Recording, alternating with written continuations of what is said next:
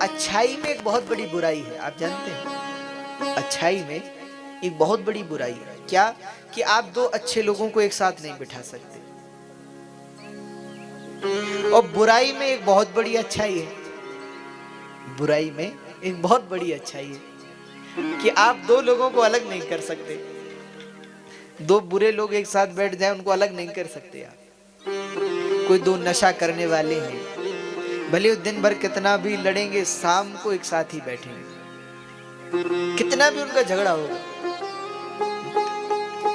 दो भांग पीने वालों को आप अलग नहीं कर सकते, दो शराब पीने वालों को अलग नहीं कर सकते। कारण क्या है? अच्छा, दो अच्छे लोगों को एक साथ बिठाओ तो उनकी बनेगी ही नहीं। दो विद्वान लोगों को एक साथ बिठा दो, दोनों विद्वान, और हो एक साहित्य से, एक व्याकरण से, दोनों को बिठाओ तो 5 मिनट वो एक साथ नहीं बैठ सकते। अगर चर्चा पे उतर आए, अगर चर्चा शुरू हो जाए तो एक साथ नहीं बैठ सकते, झगड़ा हो जाएगा, ये निश्चित है। तो किसी ने हमसे पूछा कि महाराज इसके पीछे कारण क्या है? बुराई में लोग जुड़ जाते हैं, अच्छाई में नहीं जुड़ते हैं, क्या कारण है? आप अपने यहाँ भागवत कथा ऐसा कोई आयोजन कीजिए तो रिश्तेदार कई ऐसे कह देंगे कि हमको समय नहीं लग पाया, हम नहीं आ पा रहे हैं। और आप कोई पार्टी रखिए घर में, तो जिनको जानते भी नहीं वो भी आएंगे। क्या कारण है इसके पीछे? तो हमने कहा भैया इसके पीछे एक ही कारण है। जब आप अच्छा काम करते हैं तो क्या मिलता है? सम्मान। क्या मिलता है? सम्मान। और सम्मान को लोग मिल बांट करके नहीं चाहते, सम्मान को अकेले चाहते हैं। चाहते हैं कि नहीं? कोई अच्छा काम हुआ और 10 लोग उसमें जुड़े हुए हैं, और आप किसी एक से पूछ लो ये किसने किया, वो ये नहीं कहेगा कि हमने किया, वो कहेगा कि मैंने किया। क्योंकि सम्मान व्यक्ति अकेला चाहता है। और वही 10 लोग कहीं चोरी करने गए और उनमें से 2 पकड़े गए, उन 2 से किसी ने पूछ लिया क्यों चोरी करते हो, तो 2 कहेंगे कि हम ही थोड़े थे, हमारे साथ वो भी थे, हमारे साथ वो भी थे। जो 8 और हैं उनका नाम भी गिना देंगे। जिन्होंने सलाह दी चोरी करने की, उनका नाम भी गिना देंगे।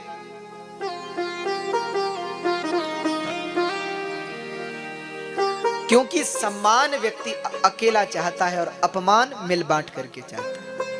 अपमान अकेला नहीं चाहता, अपमान तो चाहता है भैया हम ही नहीं थे वहां चोरी के लिए, हमारे साथ ये भी थे, वो भी थे। तो 2 मित्र थे, एक ने कहा कि भैया हम तो मंदिर जाएंगे। एक मंदिर चले गए, एक शराब पीने चले गए। कहते हैं जो व्यक्ति मंदिर गया, वो जब दर्शन करके लौट रहा था तो एक कील उसके पैर में धंस गई, चुभ गई, और इतनी जोर से लगी कि पैर के आर पार हो गई।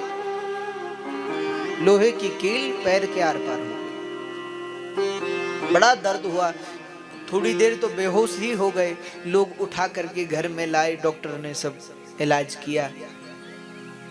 जो दूसरा मित्र शराब पीने गया हुआ था, वो शराब पीकर लौट रहा था। तो जो शराब पीकर लौटते हैं तो झूम झूम करके लोग लौटते हैं। झूमते झूमते आ रहा था, कहते हैं उसकी ठोकर लग गई। उसने देखा कि नीचे कोई पोटली पड़ी है, उसने उसको उठाया तो देखा कि इसमें बहुत सारा धन है, बहुत सारे सोने के सिक्के हैं। वो तो बड़ा खुश हो गया, उसने वो धन उठाया, सीधे घर आ गए।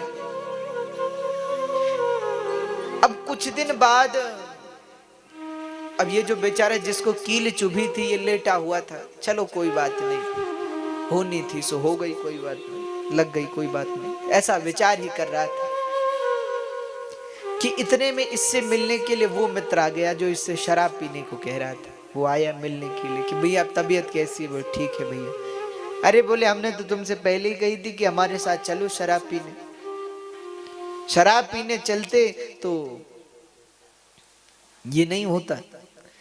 तो जो मंदिर गया था उसने कहा क्या पता शराब पीने जाता और ज्यादा चोट लग जाती। तो अरे बोले चोट नहीं लगती, हम जब शराब पी के लौट रहे थे ना तो सोने के सिक्कों से भरी हुई एक थैली हमारे पैर से टकरा गई हमने उसको खोल के देखा, इतने सारे सोने के सिक्के। तो भैया हम तो धनपति हो गए, तुम भी हमारे साथ होते तो आधा आधा बांट लेते। अब वो व्यक्ति तो चला गया, पर इस व्यक्ति के मन में बात बैठ गई कि सही बात है, हम भगवान का दर्शन करने गए और हमारे ऐसा हो गया, और ये शराब पीने गया, इसके साथ अच्छा हो गया। शास्त्र तो कहते हैं जो भगवान का दर्शन करता है उसके साथ अच्छा होता है, पर यहाँ तो उल्टा हो गया है। जो शराब पीने गया उसके साथ अच्छा हुआ, हम दर्शन करके गए बुरा हो गया। यानी अनुभव क्या कह रहा है? अनुभव कह रहा है कि भगवान का दर्शन करना बेकार है, करने गए हमारे साथ ऐसा हुआ। किंतु शास्त्र कुछ और कह रहा है। अब किसको माना जाए? बोले अभी निर्णय करना ठीक नहीं है, कुछ समय बाद निर्णय होगा। तो बोले एक दिन ये व्यक्ति एक संत के पास गया, तो उन संत जी से कहा, बोले महाराज ऐसी ऐसी बात है, आप कहते हैं दर्शन करो अच्छा होगा, हम दर्शन करने गए हमारे साथ ऐसा हुआ, मित्र शराब पीने गया उसके साथ ऐसा हुआ, क्या कारण है? तो संत त्रिकालज्ञ थे, त्रिकालदर्शी थे, नेत्र बंद करके देखकर बोले भैया उस दिन तुझे मरना था, उस दिन तेरी मृत्यु निश्चित थी, लेकिन तू भगवान का दर्शन करके लौट रहा था, बड़े भाव से तू दर्शन करने गया था, इसलिए भगवान ने तेरे प्राण तो बचा लिए। तो जो संकट प्राणों पे आना था उसके बदले एक छोटी सी कील तुझे चुभ गई और तू बच गया। यानी तेरे ऊपर जो बहुत बड़ा संकट था उसको भगवान ने कम कर दिया, बहुत छोटा सा कर दिया। और बोले महाराज मित्र, अरे बोले उस दिन उसको बहुत धन मिलना था, पर लेकिन वो शराब पीकर लौट रहा था, तो जहां से उसने वो पोटली उठाई उसके बगल में एक और बड़ी पोटली रखी हुई थी, किंतु शराब के नशे में एक ही पोटली उठा करके घर लौट आया। शराब नहीं पी होती तो फिर सोचता कि भाई कहीं और तो नहीं है यहाँ, इधर उधर नजर डालता तो उसको और धन मिल जाता, किंतु देखने में क्या लगता है। ऐसा ही हम लोगों के जीवन में होता है। जब हम लोग भगवान का भजन करना शुरू करते हैं, भगवान का स्मरण करना शुरू करते हैं, तो आपने देखा होगा एकाएक बहुत बहुत परेशानी आना शुरू हो जाती है। आपने कई बार देखा होगा कि हम बहुत परेशान हैं और हमने ब्राह्मण देवताओं को भी बुला लिया, खुद भी पूजन में लगे हैं, सबसे पूजन भी करवा रहे हैं, और परेशानी घट नहीं रही और बढ़ रही। तो लोग कहते महाराज ऐसा क्यों हो रहा है? तो हमने कहा भैया जब भगवान देखते हैं ना कि ये व्यक्ति अब मेरी भक्ति में लग गया है, तो भगवान जो हिसाब किताब करने वाले हैं चित्रगुप्त जी, उनसे पूछते हैं कि भैया इसके पाप कितने हैं? तो कहते महाराज इतने पाप है।